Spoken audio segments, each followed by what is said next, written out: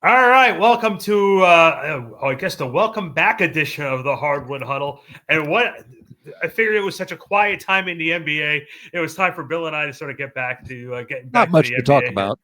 Yeah, not much to that. But before we talk about anything, this show is brought to you by. We have a couple sponsors this week, Bill, which is awesome. Nice. This part of the show is brought to you by SeatGeek. If you want to get to the NBA, you want to go to your games and see all the teams between the Lakers, the Mavericks, the Nets, the Rockets, you name the team, SeatGeek has you covered. Help keep this show free and check out your favorite teams by having access to all the games over at SeatGeek.com. Click on the link in this description for more details. That's SeatGeek.com. Go there now. Okay, so Bill, first off, good to see you, buddy. I see you got your old school Rockets logo in the background, which is awesome, by the way. I love to see it. That's awesome. That's the Elijah Drexler. And well, they had a year in the my favorite is the red scheme, of course, but they were in this color scheme too. The pajama scheme is what this was. Yeah. What you guys wearing? Pajamas? I thought those are uniforms. I don't want to talk about it. Yep, that's about what it was.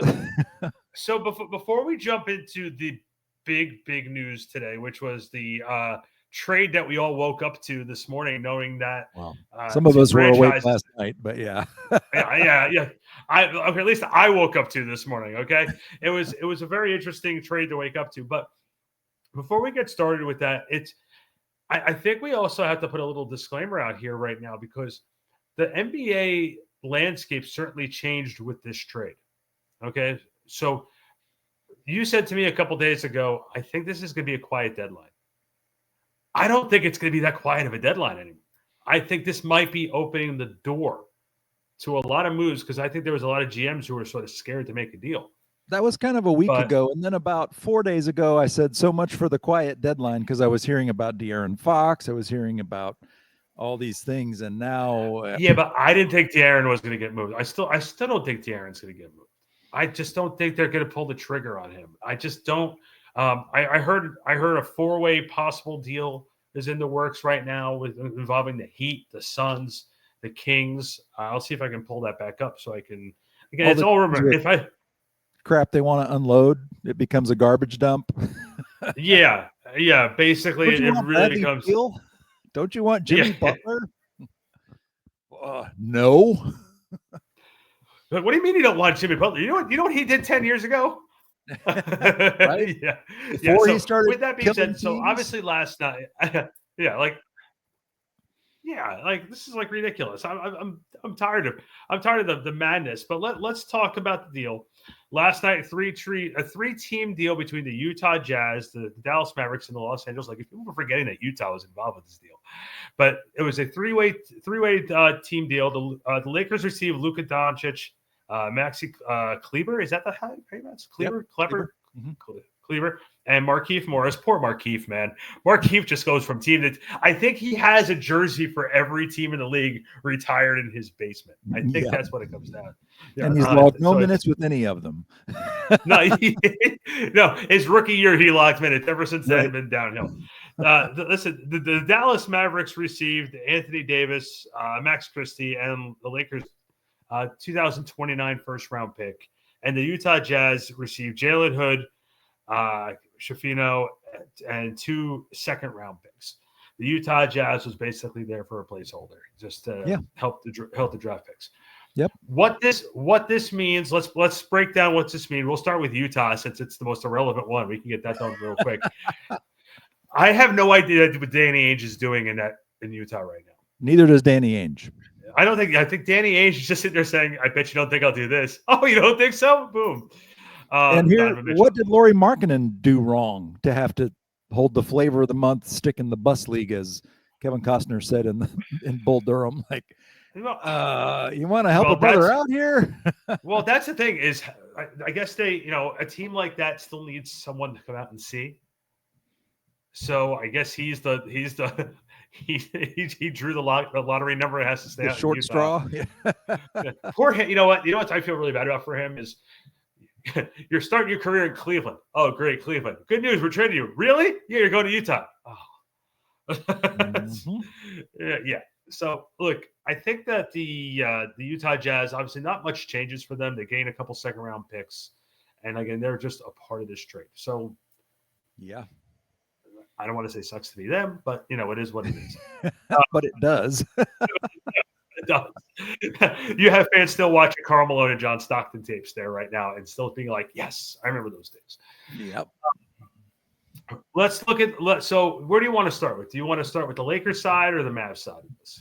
Well, I'll just start with the situation when the trade went down. I was sitting here at this computer writing a piece where I was saying the Mavs really needed to trade Luka Dončić because he's due for a supermax extension this summer. He can't stay healthy. He has some off the court habits that are detrimental to his own career and to the Mavericks. And you're talking about a team that was middle of the road. The Klay Thompson deal was not what they needed. I don't know if they've realized that or not, but we talked about it on this podcast after it happened. What are you doing? So the Mavs needed something as constructed this time yesterday. They were not positioned to get back to the NBA Finals, not by a long shot. No, not by a long shot. So what we've seen in Dallas, if the Rockets aren't on, I watch the Mavs. So when Kyrie Irving is running the show without Luka, the ball moves. There's a lot of opportunity on the offensive end, and therefore the defensive end, there's more intensity because we all know, everybody who ever played basketball or even watches it, when you touch the ball on the offensive end, it makes you play harder on the defensive end. Exactly. Unless your name is James Harden, then you don't care. But when Kyrie Irving is running the show without Luka, it's a better team product. Luka's amazing. I mean, my God, you can't guard him. He has the size challenges that LeBron brings, but he's got a 3-point shot like Steph Curry. And if it's the fourth quarter and you need a bucket, just inbound it. And he's like Dirk, like the great players, Steph Curry. I can tell you, okay, we're going to inbound and give it to Luka, and they can do that. And nothing you do defensively, he's going to hit the shot. The problem is he's not healthy. He's not in shape. He has off the court issues that present challenges. And the Mavs finally had enough. You're over the barrel this summer. What are you going to do? Not give him the maximum? Of course, you have to extend him. They would rather let Rob Pelinka make that decision. And now that's what it is. It's a dare to be great move. The Mavs were in the middle of the pack. They were going to be a playoff team. They weren't going to get out of the first or second. They're not going to get back to the finals by any stretch. OKC is better. Houston's better. Memphis is better. Denver may be better. And so you make a deal. You make a deal that improves your defense astronomically. Astros, get it? Little plug. Astronomically, because Luka doesn't play defense. And Anthony Davis is a great defender. The only question is, kind of like with Luka, is he going to be healthy? Is he going to play? Because historically, that hasn't been the case. He did play 76 games last year. He has played 42 this year. He has a minor abdominal strain right now. But if you get Kyrie Irving and Anthony Davis with the rest of those guys, they have a deep front court. I feel like they need another shooter now on the perimeter, and the deadline has not come yet. But they're a better team today tell me Anthony Davis will be healthy for the playoffs and Kyrie will be healthy. Dallas has a better shot now than they had yesterday at this time. And that's the decision Nico Harrison made. He said, I get paid to make the tough decisions. This was not easy, but they pulled the trigger and they're going to live with it. And I think they're going to be better off provided Anthony Davis stays healthy. And the funny thing you said too, and we're not going to dive into any type of personal problems that Luka might have on the court. We're talking from a basketball. Those are well documented. Those are well documented and everything of that sorts. If you look at the big picture, and there's a lot of people sitting there saying, "How can you trade Luka Dončić? How can you trade Luka Dončić?" I think you have to look at it from this perspective of, I think you've gone as far as you can go with it. Yep. This wasn't working. You're getting him help. You have Kyrie Irving. You have. You brought in Klay Thompson. This wasn't working. They went to the finals last year. You went against a Celtics team that was on automatic pilot. Yeah.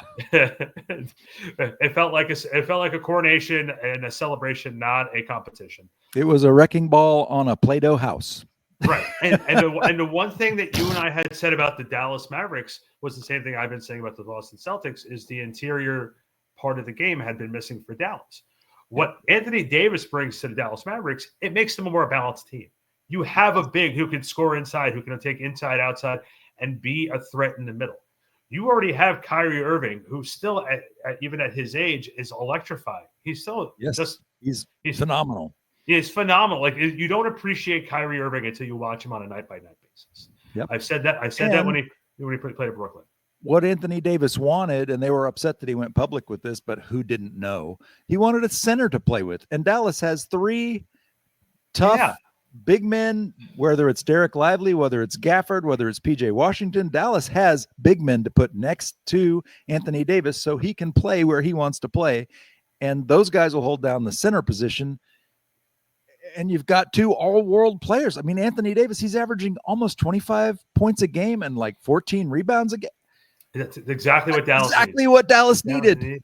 Yeah. And look, at the end of the day, I think they made the right decision. And also, you look at it from another perspective, I think, and this is where, again, you can probably fill us in a little bit more because you're down in Texas and you know that organization right now a little bit better than we do up here. I'm knee deep in New York. You're knee deep in Texas. So I have a handling what's going on with the Nets and the Knicks. You have a handling what's going on with the 3 teams down there. I don't know how much Mark Cuban is involved with the Mavericks anymore. He's not much. But I guarantee you, if Mark was still hands-on as he used to be, this deal never would have happened. Never. It would never have happened. And that's why I was laughing on Twitter or X, whatever the hell you want to call it this week. I'm watching it, and they're like, Mark Cuban is the dumbest man on the face of the planet. I'm like, no, he's not. He's not even involved. He's not. No, I don't even know if they probably had a conversation with him, but he didn't have a veto or anything. No, he's like what, 20% owner of the team now, 25% owner, like minority owner with no front office. Like, he doesn't have anything to do with. That's why he's busy with his health insurance or his the stuff he's doing with medical stuff, because he's not involved in the day-to-day with the Mavericks anymore. Yeah, and so everyone keeps on saying that from a Dallas perspective. How can you make this deal? You didn't have much of a choice. Because you went as far as you can get. Here is a superstar. I look at this as the same way as the Raptors moving Vince Carter. Yeah. Well, here's the way I look at it. And of course, and I got a buddy, he's a huge Mavs fan. He said his son is his son is like 10, is crying, boxed up all his Luka stuff, put it in a cardboard box and put it on the front porch. He is so upset. And I'm like, I get it. That's the fan reaction. But what you have to do is you have to move beyond the fan reaction and get to the business part of it. The business part of it, this is the move that made sense for them. You're not going to get that, though. You're going to get the fan reaction. Where the fan reaction will correct is if Anthony Davis is healthy and they get back like to the Western Conference Finals, and he's giving them 25 and 15, and he and Kyrie are the stunning 1-2 punch, I believe they will be. Then Mavs fans are going to be like, yeah, thanks for the memories, Luka, but you move on. And the Lakers have a hell of a lot more to figure out than Dallas does. Well, before we get to the Lakers side of it, I just have to bring one other point up with Dallas too. The hard part is making sure Davis fits into what Jason Kidd has had, because Jason Kidd has never had a superstar big man to coach. And he's such a great coach. Yeah. That's a whole other conversation for another time, William. So I look at what's happening now in Dallas is you have Kyrie at the point, you have Clay at the 2, you have name your guy here at the 3. Now knowing what their lineup is, who'd be a very good fit there? Some guy in Brooklyn who Sean Marks is shopping, but the problem is I don't know if they have the first round picks to move him to get Cameron Johnson. But that's still another. He'd fit great in Houston too, and Houston has pieces. We will talk about the Houston Rockets in a few minutes. I promise you, we will. So with that being said, though, so you're looking at Anthony Davis, and then obviously, like you said, you have a couple of different centers there. This makes Dallas more roundabout, and what this does is it possibly gets them off of this 500 tier that they're stuck in right now. Mm-hmm. Because I think last year they might have just caught lightning in a bottle. and been in the right places at the right place, right time. Yep. Minnesota's inexperience cost them in the conference finals. So I think that's just where we're at now. Okay, so let's put the Mavs on the side for right now. Let's go to the Lakers side of this. Okay. A little while ago, ESPN reported that LeBron James will not be moved at the deadline. I don't believe that for a second. I don't either. 9 out of 10 times when you have to come out and say, or it was LeBron's preference. I guess LeBron has a no trade clause. I guess he does. So LeBron's sitting there saying, I'm not moving. You can sell me on the greatest thing in the world. I'm not going nowhere. So you have about 2 more years of LeBron. Luka Dončić is obviously the future of their organization in that sense. I have 3 words for LeBron James. Sure. If I'm Rob Pelinka, I say 3 words. Golden State Warriors. Yes. Well, before we get even there, you look on how this team is constructed right now. They're a mess. They're still a play-in team. This is still a play-in team who might get into the first round. I'm not buying this. If I'm the Lakers fan, you might want to jump up and down and think, "Oh my God, we got Luka Dončić," but you have no one rebounding the basketball. Who are you throwing the ball inside to? Their team doesn't make any sense, right? Luka misses a bunch of games. LeBron misses games. You have no front court. Rui Hachimura. You don't have anybody who's a legit force in the paint. Luka has never. The first time he plays defense will be the first time he's ever played defense. And LeBron is not the defender he used to be. And no one else on the team. They're just not a defensive presence. And you just traded your best defender. And that's why I said to you earlier when we were going back and forth about this, I'm like, you got to trade LeBron. You have to move on from this because if you're building on for the future of this organization, which LeBron says he wants the organization to do, to build past him. Yeah, if that's the case. And so if that's the case, then LeBron has to stop making this about him. Mm-hmm. And by him saying, I'm not waiving my no trade clause, then you're making it about you. You're making it about you. What is LeBron is always ready to move on to the next team. Always. In his entire career, he's always been ready to move on. Right. So, and I just don't think I'm trying to understand his logic by coming out and saying, I'm not waiving my no trade and I'm not going anywhere. That's fine. But you know what? You keep on saying you want to do what's best for the team. You get your son, go to Miami or go to Golden State and be done with this.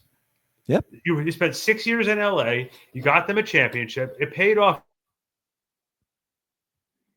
having you there. It paid off having LeBron James in Los Angeles. You got your payoff. You got your championship out of it. It was a COVID championship, but you got your championship out of it. And then you just move on. And that's the hard part. And that's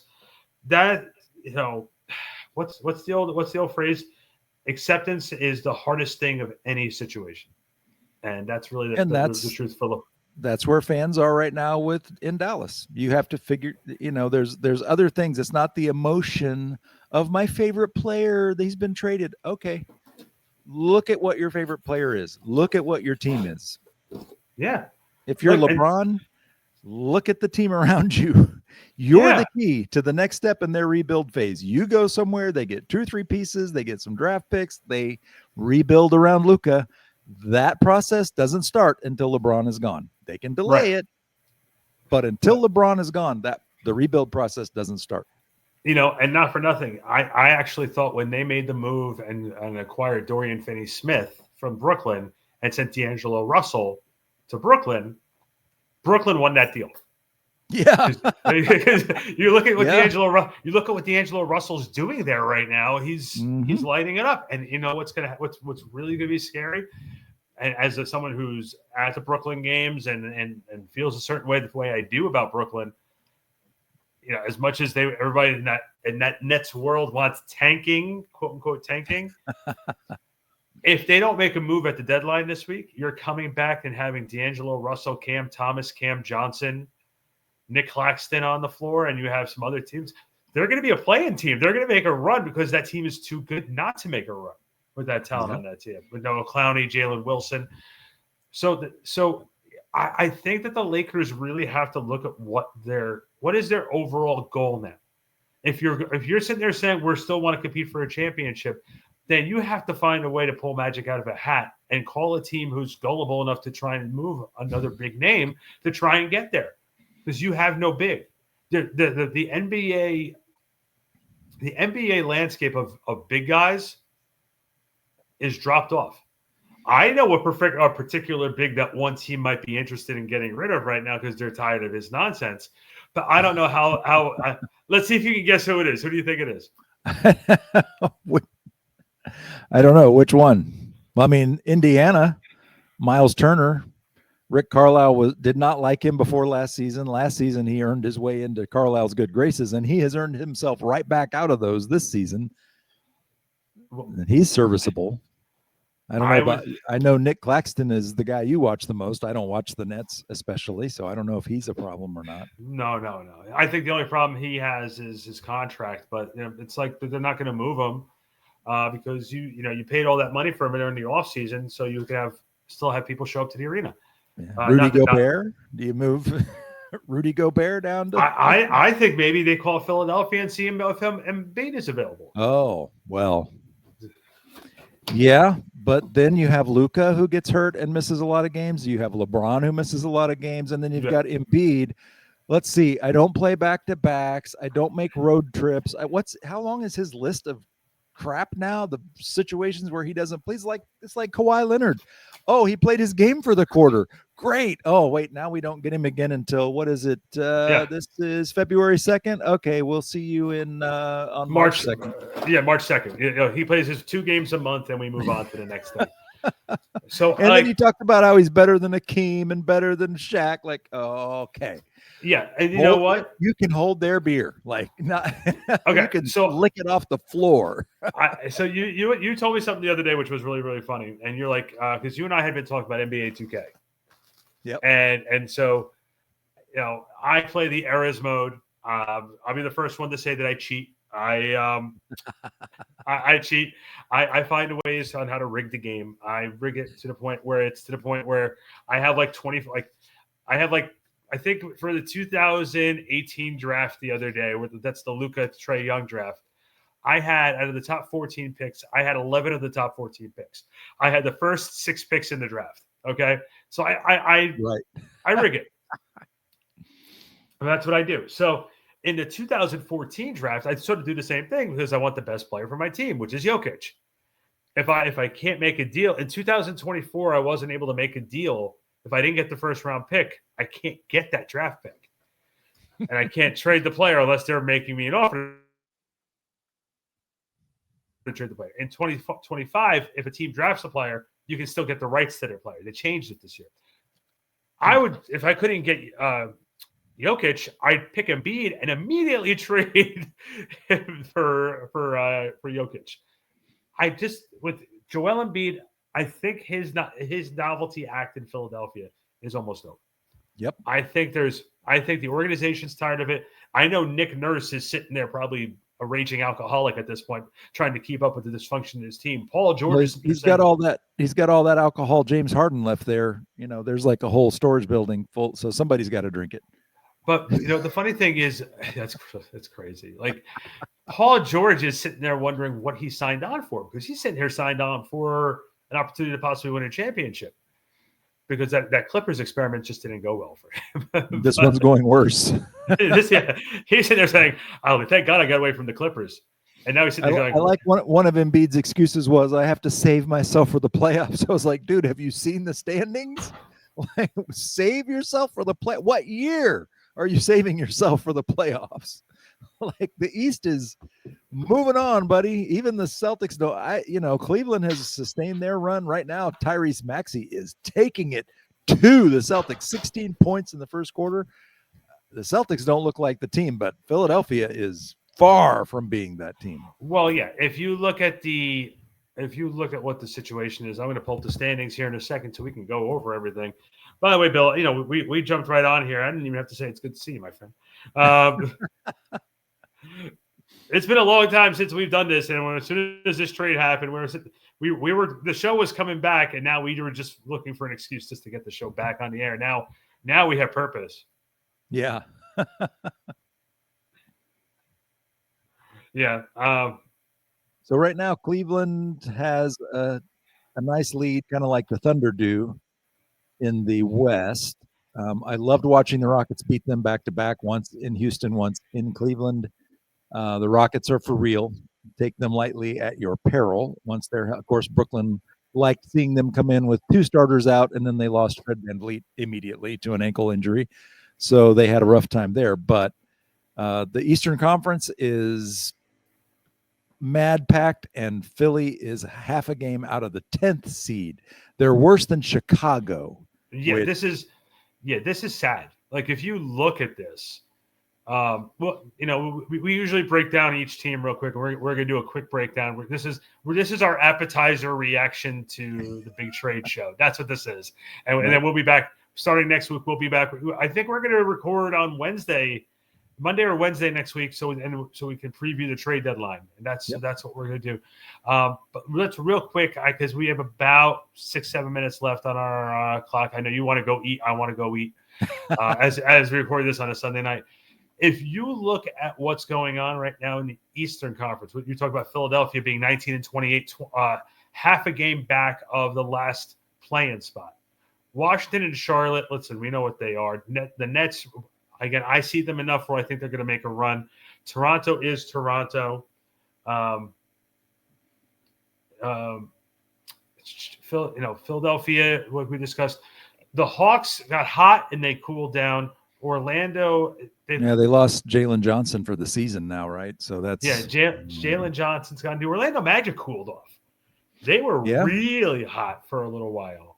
Even with Banchero back, which I thought, okay, here we go. This is where the Magic, and it didn't happen that way. Ever since he's got back, the team slowed down. Mm-hmm. Funny how that works. Yeah. So I don't know what that is.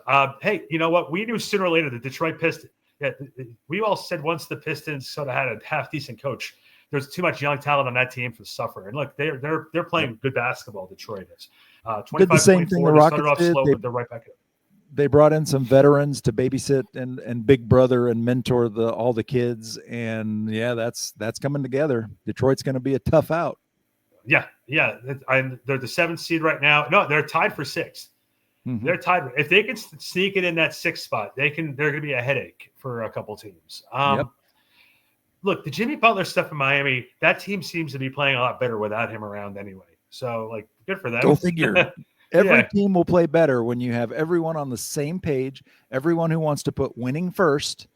You'll play better than you'll ever play with just one guy who thinks it's about him instead of about the team, which is why Jimmy Butler, they're like, how long was Pat Riley going to put up with that? Not long. Yeah, not long at all.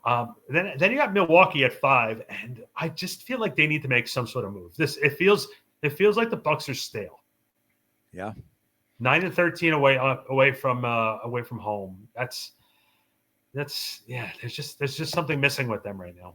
They got to make a move too, because how long is Giannis Antetokounmpo going to be like, it's cool, I don't mind losing in the first round every year? Come on, he's maybe the 2nd or 3rd best player in the NBA. Yeah. Put a team around the guy. And Damian Lillard, okay, but he's another guy that doesn't play if he has a fingernail loose or, a hangnail. Oh, he misses a week and he doesn't play defense. So they're trying to offer not Chris Humphries. They're trying to make a deal too, but Chris Middleton. And that's just not a piece that's going to return you somebody that puts you over the top. Right. No, I agree. I totally agree with that. They don't want to move Brook Lopez, which would be a big deal. Oh no, he's a centerpiece for a lot of teams. And then look, and as much as we were discussing Miles Turner and the Pacers, I told you at the beginning of the year, I said, watch out for the Pacers to try to pick it up. Look, maybe it's because the Bucks and some of these other teams have not played well that they were supposed to. But Indiana's now snuck into that home court stuff, and it seems like they sort of righting the ship a little bit at this point. I think there was an injury issue with Halliburton early in the season.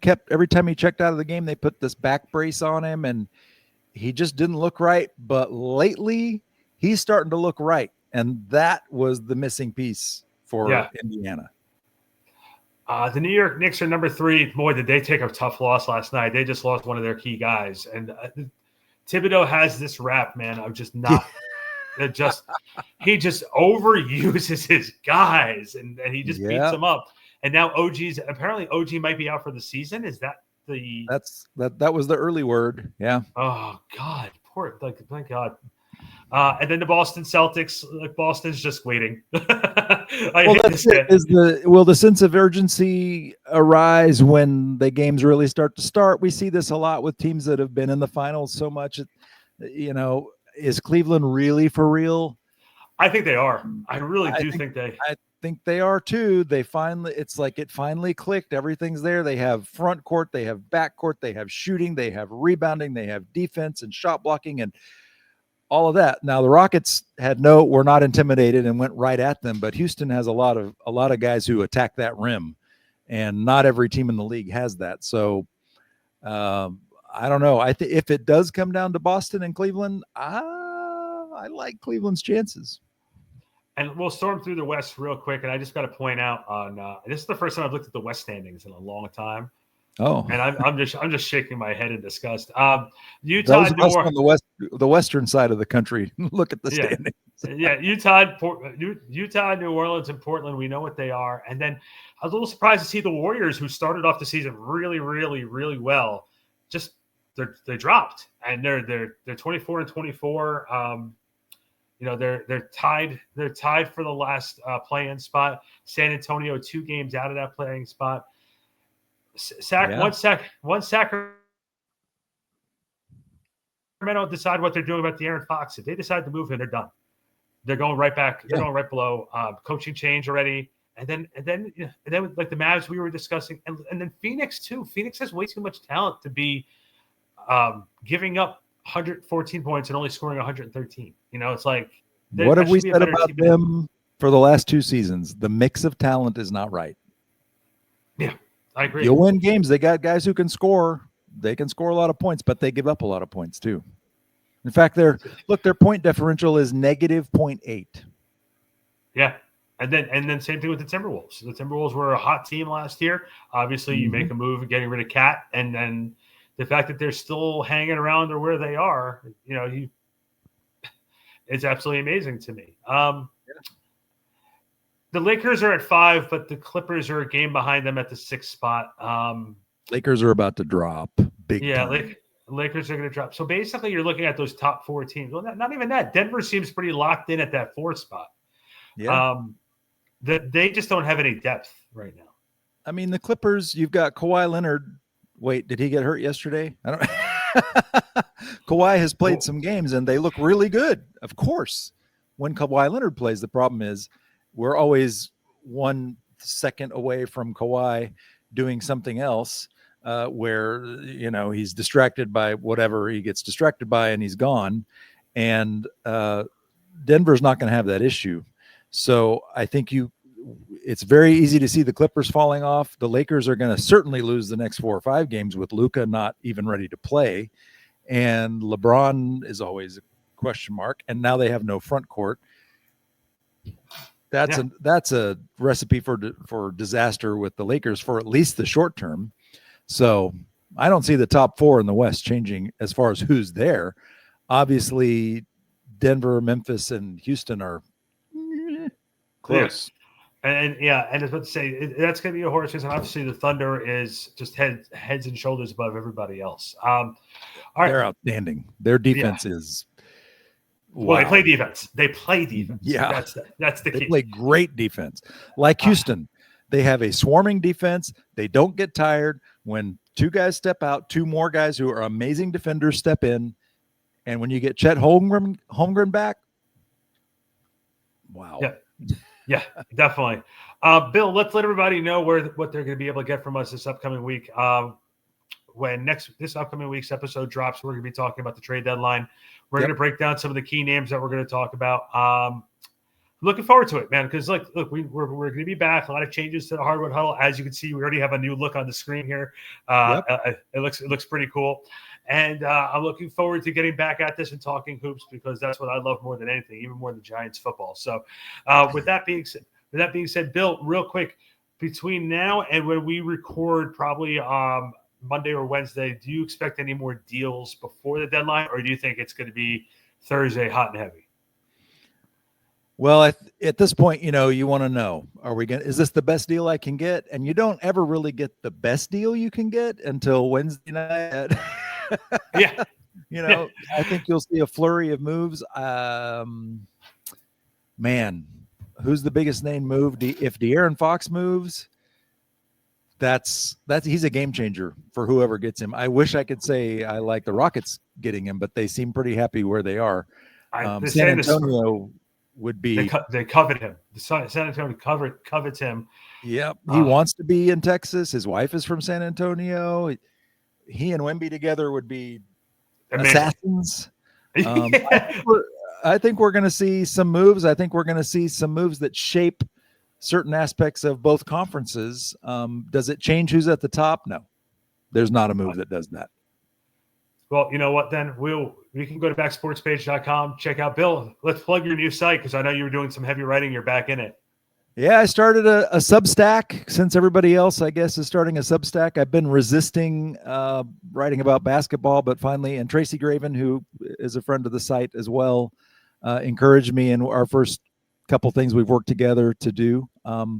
I don't spend near as much time on Twitter as I did, but I'm at the Rocket Guy on Blue Sky, where I spend a lot of time because there's fewer Russian bots and more actual discussion happening. So, so not another sports article is my Substack, which is, by the way, NASA for Houston. So, and then the Rocket Guy on Twitter, Blue Sky, all those things. So,